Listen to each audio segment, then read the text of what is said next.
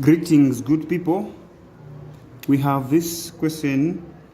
We are asked to simplify. This is an algebraic question. We are asked to simplify this, and you have two fractions here that are separated by a division sign here. So what you need to do, first we're going to change this division sign to multiplication sign. So upon changing this, the denominator becomes the numerator and this numerator becomes the denominator. In other words, these two reciprocate. Okay, they reciprocate or they change.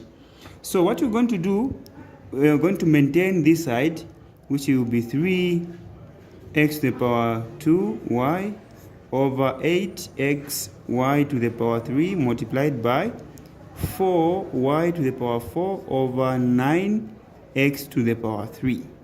So if you know how to do this, we can just go direct and cross multiply here because it's the same as cross multiplying here. But here we're going to, after changing to multiplication, we're going to multiply direct. So let's not complicate things. Let's just write it in order. Let's start with numbers. We have 3 times 4. X, we only have one x. We only have this x times x squared here on the bottom times y to the power 4. Okay, divided by 8 multiplied by 9 times x to the power 3 times y to the power 3. Okay, so when you look at this,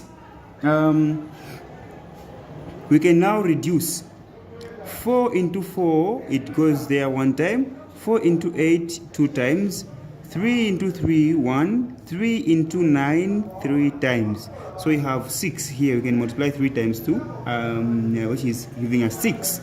Okay, then how many x's do we have on top? We only have 2.